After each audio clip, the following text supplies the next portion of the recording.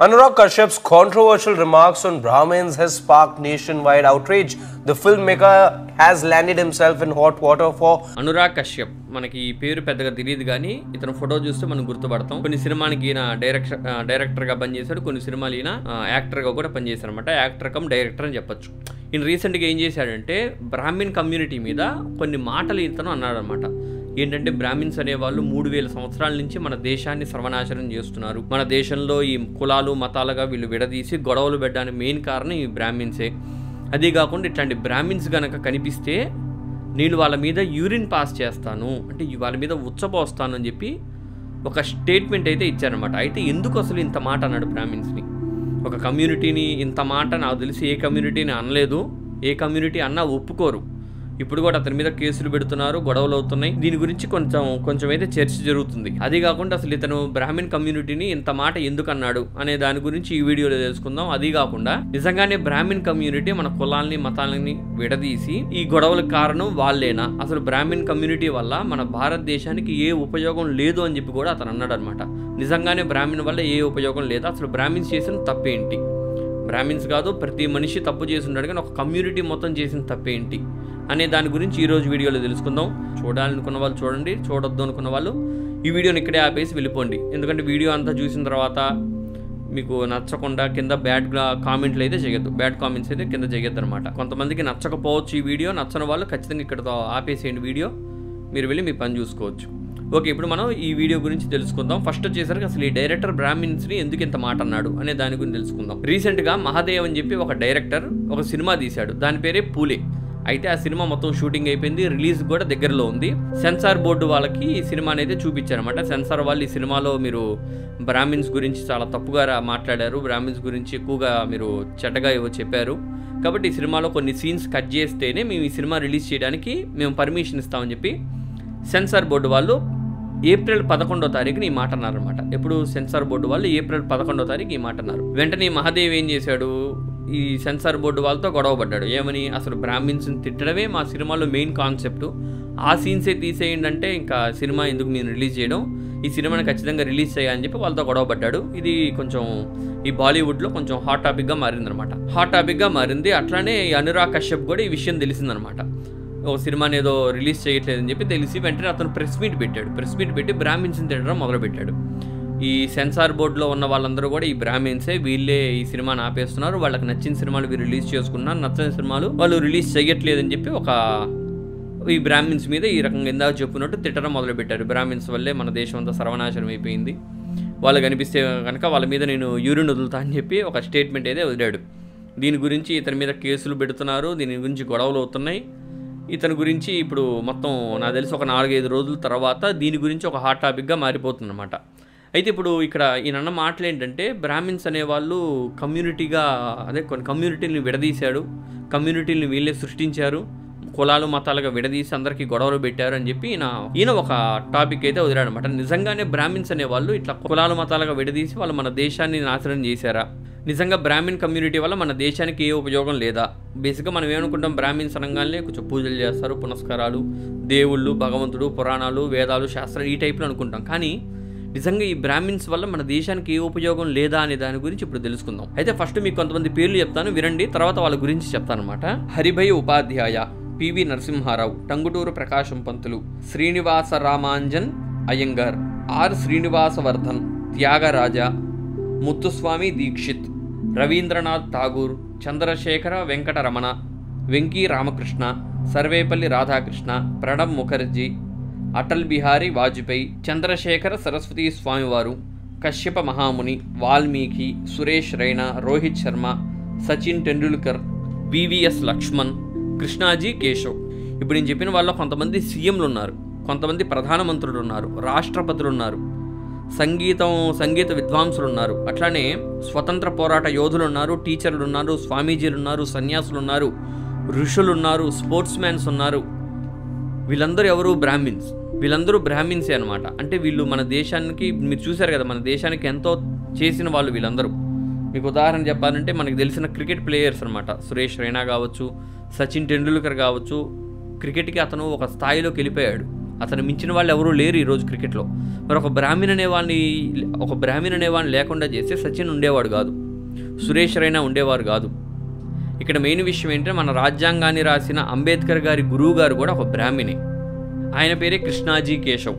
అంటే ఇప్పుడు వీళ్ళెవరూ లేకపోతే మనలో కొంతమంది ముఖ్యమంత్రులు లేరు, కొంతమంది రాష్ట్రపతులు లేరు, స్పోర్ట్స్ మ్యాన్ లేరు, స్వామీజీలు లేరు, ఎవరు లేరు. కాబట్టి ఒక బ్రాహ్మణ్ కమ్యూనిటీ మొత్తాన్ని దేశం నుంచి పంపించేయాలి అంటే అలా పంపించేసే కమ్యూనిటీలు చాలా ఉన్నాయి. ముందు వాళ్ళని పంపించేయాలి, బ్రాహ్మిన్స్ని కాదు. అర్థమైందా? అసలు ఇప్పుడు ఇంకో పని చేద్దాం. నిజంగానే బ్రాహ్మిన్స్ అనేవాళ్ళు కులాలు మతాలని విడదీశారా? ఇది ఒక కులాలు మతాలుగా విడదీసి అందరినీ ఈ దేశాన్ని నాశనం చేసేసారా అనే దాని గురించి తెలుసుకుందాం. మనం అందరి గురించి మాట్లాడుకోకలేదు, బ్రాహ్మిన్స్ గురించి మాట్లాడుకుంటే అసలు అన్నీ ఎట్లా వచ్చాయో తెలుస్తాయి అనమాట. ఫస్ట్ అసలు బ్రాహ్మిన్స్ అనేవాళ్ళు ఏ పని చేసేవాళ్ళో చూద్దాం. బ్రాహ్మిన్స్ అనేవాళ్ళు ముందు చేసే పని పురోహిత్యం కూడా అంటారనమాట. పురోహిత్యం అంటారు, పురోహితం అనుకోండి. ఈ పురోహితం అనేది బ్రాహ్మిన్స్ ఎక్కువగా చేసే వృత్తుల్లో ఒక వృత్తి. నెక్స్ట్ వచ్చేసరికేమో అర్చకత్వం, అంటే గుళ్ళల్లో అర్చకత్వం చేయడం, భగవంతుడికి ఆరాధన చేయడం, ఇవన్నీ మనం చూస్తూ ఉంటాం. పూజారి అంటాం, పూజారి కాదు, తప్పు మాట అంట, అర్చకత్వం అని చెప్పి నాకు కూడా రీసెర్చ్ చేస్తుంటే తెలిసింది అర్చకత్వం. ఓకే, నెక్స్ట్ వచ్చేసరికేమో వైద్యం, అంటే డాక్టర్, ఒక రోగికి మందులు ఇవ్వడం, ఇవన్నీ చేసేవాడు వైద్యుడు. ఓకే, నెక్స్ట్ వచ్చేసరికేమో ఫైనాన్స్ అనమాట. ఫైనాన్స్గా సంబంధించి ఈ డబ్బులు చూడడం, అంటే గొప్ప గొప్ప జమీందారులు కావచ్చు, రాజులు కావచ్చు, వీళ్ళ దగ్గర డబ్బులు, వాళ్ళ ఆస్తులు, వ్యవహారాలు ఇవన్నీ చూడడం ఒక వృత్తి. నెక్స్ట్ వచ్చేసరికేమో టీచర్స్, ఉపాధ్యాయుడు, అధ్యాపకుడు, ఇట్లా చెప్పచ్చు. వీళ్ళందరూ టీచర్స్ అనమాట. ఈ వృత్తుల్ని ఎక్కువగా ఈ బ్రాహ్మణ్ కమ్యూనిటీ చేసేదనమాట. పూర్వం నుంచి కావచ్చు, ఇప్పుడు కూడా కావచ్చు. ఇప్పుడు కూడా పురోహితం ఉంది, అర్చకత్వం ఉంది, కొన్ని రంగాలు ఉన్నాయి. వైద్యం రంగంలో ఎక్కువ బ్రాహ్మిన్స్ ఉన్నారు, టీచర్స్లో ఎంతోమంది బ్రాహ్మిన్స్ ఉన్నారు. ఇవన్నీ ఒకటి అన్నమాట. ఇప్పుడు ఈ బ్రాహ్మిన్స్ చేసే పనుల్లో ఫస్ట్ది పురోహితం. ఈ పురోహితం చేసే పని ఏంటంటే, పురోహితం అంటే బేసిక్గా ఆ వర్డ్లో పురుల హితం కోరేవాడు అంటే అవతల వాళ్ళ మంచి కోరేవాడే పురోహితుడు. అంటే పురుల హితం కోరేవాడు పురోహితుడు అని చెప్పి అంటారనమాట. అవతల వాళ్ళ మంచి కోరేవాడు ఈ పురోహితుడు అంటారు. ఈయన చేసే పని ఏంటంటే, ఈయన అసలు ఈ పురోహితుడికి ఎట్లా మారతాడో చెప్తున్నాను. కొన్ని సంవత్సరాలు, అంటే ఒక 15, 12, 13 సంవత్సరాలు ఇతను చదువుకొని, ఏం చదువు, ఈ వేదాలు, శాస్త్రాలు ఇవన్నీ చదువుకొని ఇతను పురోహితుడిగా మారతాడు. పూజలు, తర్వాత వచ్చేసరికేమో పెళ్ళిళ్ళు, ఉపనయనం, మనకి పేరు పెట్టడం, నామకరణం, ఇట్లాంటివన్నీ చేస్తారన్నమాట. చనిపోయిన తర్వాత ఈ కర్మలు ఇవన్నీ చేసేవాళ్ళు పురోహితులు. అంటే అవతల వాడి మంచి కోరి, అరే నువ్వు ఈ పెళ్లి చేసుకో, మంచిగా ఉంటావు, నువ్వు ఇల్లు ఇట్లా కట్టుకో, వాస్తు ఇది, ఇల్లు ఇట్లా కట్టుకుంటే నీకు బాగుంటుంది అంటే అవతల వాడి మంచి చెప్పడమే పురోహితం అంటే. నెక్స్ట్ వచ్చేసరికి అర్చకత్వం. ఇప్పుడు మనమే ఉన్నాం, ఏదైనా బాధ ఉంది, మనసు కొంచెం బాగాలేదంటే గుడికి వెళ్తాం. గుడికి వెళ్ళంగానే అక్కడ అర్చక స్వామి ఉంటారు, ఆయనకి మనం పళ్ళు ఇవి ఇస్తే దేవుడి దగ్గర నైవేద్యం పెట్టి అది ప్రసాదం ఇస్తాడు. ఆ ప్రసాదం తిన్న వెంటనే కొంచెం మనశ్శాంతి, ఓకే భగవంతుని నమ్ముకున్నాం కాబట్టి మనకి ఏ చెడ్డ జరగదు, నేను అనుకున్నవన్నీ జరుగుతాయని చెప్పుకోవడం ఒక పని.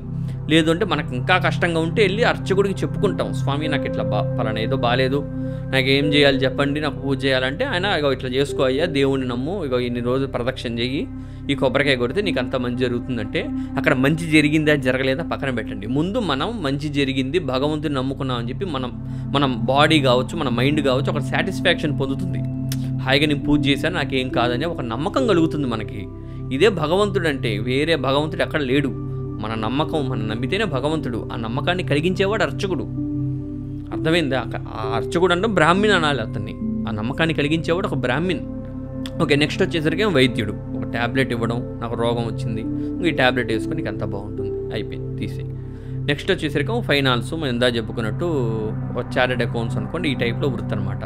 అంటే ఎవరెవరికి ఎంత ఆస్తులు ఉన్నాయి, ఏం చేయాలి, ఆస్తులు ఎవరెవరికి పంచాలి అని చెప్పి ఒక ఫ్యామిలీకి కావచ్చు, ఒక రాజుగారి దగ్గర కావచ్చు, ఒక జమీందారు దగ్గర కావచ్చు, ఈ లెక్కలన్నీ చూసేవాడు.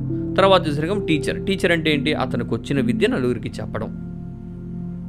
ఇదే అందరికీ ఇక్కడే అనమాట మెయిన్ ప్రాబ్లం. బ్రాహ్మణ్ అనేవాడు ఏం చేయాలి అంటే, అతనికి అన్ని విషయాలు తెలిసినా చెప్పకూడదు. అసలు ఇప్పుడున్న కల్చర్కి కావచ్చు, ఇప్పుడున్న దానికి కావచ్చు, అసలు మంచి అనేది చెప్పడం ఉన్నంత దరిద్రం ఇంకోటి లేదు. మంచి చెప్పకూడదు ఎవరికి. వాడెవడు నాకు చెప్పడానికి, వాడెవడు మనకి చెప్పడానికి, మంచి మనకు తెలియదా మంచో చెడో అనుకునే మైండ్ సెట్ అనమాట ఇప్పుడు మనందరిది మారుతున్నాయి మనకి. కానీ పూర్వంలో అట్లా ఉండేది కాదు. మనకి ఏదన్నా కావాలన్నో ఏదైనా చేయాలంటే ఒక పెద్ద మనిషిని అడగడం, పంతులు గారు ఉన్నారు కదా, ఆయన అడిగితే అయ్యగారు చెప్తారు ఏదో అని. ఒకప్పుడు ఉండేది కల్చరు. ఇప్పుడు ఏంటంటే అందరికీ సొంత తెలివితేటలు ఎక్కువైపోయినాయి. ఇక్కడ మెయిన్ థింగ్ ఏంటంటే ఒకటి దక్కేది మనకు దక్కట్లా. ఇప్పుడు ఒక బ్రాహ్మణ్ కనిపించిన వెంటనే అతను మనకు నమస్కారం చేస్తాం, ఆయనకి మనకు రెస్పెక్ట్ ఇస్తాం. ఆ రెస్పెక్ట్ అనేది అవతల వాడు ఎవడికో ఆ రెస్పెక్ట్ దక్కట్లా వాడికి. ఆడ దక్కబోయేసరికి ఆడికి ఈగో హట్ అయిపోతుంది. ఏం ఆడికి తక్కువే, నాకేంటి, ఆడికేంటి, ఈడికేంటి, ఆడి గుళ్ళోకి వెళ్ళి పూజ చేస్తే ఆడికి అట్లా నమస్కారం చేయాలి. ఈ రకమైనటువంటి అవతల వాడికి ఒకటి దక్కుతుంది, నాకు ఒకటి దక్కట్లా అనే దరిద్రమైన ఆలోచనతో మనం బ్రాహ్మిన్స్ని చాలా తక్కువ చేసి మాట్లాడుతున్నాం. మీరందరూ అనుకోవచ్చు, ఇన్ని మాట్లాడుతున్నావు కదా, నువ్వు బ్రాహ్మిన్ కదా, నువ్వు బ్రాహ్మిన్ కాబట్టి ఇట్లా మాట్లాడుతున్నావు. కాదు, నేను బ్రాహ్మిన్ కాదు. అయినా సరే ఒక బ్రాహ్మిన్గా మారడం కోసం నేను ప్రయత్నం చేస్తున్నాను. అంటే నా జ్ఞానాన్ని నేను పెంచుకొని ఒక బ్రాహ్మిన్గా మారడం కోసం ప్రయత్నం చేస్తున్న వాళ్ళు ఒకరిని నేను. అలా ప్రయత్నం చేస్తే మీరు కూడా అవ్వచ్చు బ్రాహ్మిన్. ఇక్కడేమి ఒక బ్రాహ్మిన్కి పుడితేనే బ్రాహ్మిన్ అవ్వడు. ఒక బ్రాహ్మిన్కి పుడితే బ్రాహ్మిన్ అవ్వడు. ఒక బ్రాహ్మిన్కి పుట్టినా సరే అతనికి కొన్ని చేయాల్సిన పనులుంటాయి. ఒక పురోహితుడికి పుట్టాడంటే ఆ పుట్టినవాడు ఈ పురోహితుడు నేర్చుకున్నవన్నీ నేర్చుకుంటేనే అతను బ్రాహ్మిన్ అవుతాడు. ఉపనయనం ఇవన్నీ చేసుకుంటేనే అతను కూడా ఈ పురోహితం చేసే ఒక అధికారం వస్తుంది. అర్థమైందా? బ్రాహ్మణికి పుట్టిన వెంటనే బ్రాహ్మణ్ అవ్వడు. ఒక బ్రాహ్మణికి పుట్టాడు, వాడు పెద్ద తాగుబోతూ తిరుగుబోతూ వేస్ట్ ఫెలో అయ్యాడు, వాడేమి బ్రాహ్మణుడు కాదు. వాడు వేస్ట్ ఫెలో, వాడు ఎందుకు పనికిరానుడే అవుతాడు, అంతేగాని బ్రాహ్మడు అవ్వడు. ఇక్కడ బ్రాహ్మణికి పుడితే బ్రాహ్మడు అవుతాడు, ఇవన్నీ మైండ్లోంచి తీయండి ముందు. లేకపోతే ఒక శూద్రుడికి పుడితే శూద్రుడు అవ్వడు. ఒక శూద్రుడికి పుట్టినా సరే శూద్రుడు ఆ పుట్టినవాడు చక్కగా పురాణాలు ఇవన్నీ చదువుకొని మంచి మార్గాన్ని ఎంచుకుంటే వాడు కూడా బ్రాహ్మణ్ అవుతాడు. ఉదాహరణకి వాల్మీకి ఎవరు ఫస్టు? ఆయన అడవిలో నివసించి అడవి మనిషి. ఆయన ఏం చేశాడు? తర్వాత టైం గడిచే కొద్దీ రామాయణం అనే దాన్ని రాయడానికి ఆయన గొప్ప జ్ఞానాన్ని పొంది రామాయణం రాశాడు. రాసిన తర్వాత ఆయన బ్రాహ్మడు అయ్యాడు, జ్ఞానాన్ని పొందాడు కాబట్టి. అయితే వాల్మీకి కూడా ఆయన కూడా స్టార్టింగ్లో మనం ఏదైతే అన్నామో శూద్రుడే ఆయన కూడా.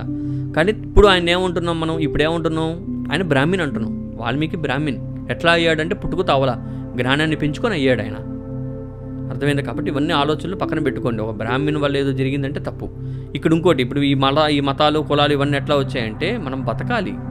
మనం బతికే మార్గాన్ని ఎంచుకున్నామంటే ఇప్పుడు నేను ఒక యూట్యూబర్ని, నాదొక కులం అనుకుంటా. నేను యూట్యూబర్ని అని చెప్పుకుంటే ఎవరిని అడిగితే నన్ను, కాబట్టి నాదొక కులం, నాదో మతం.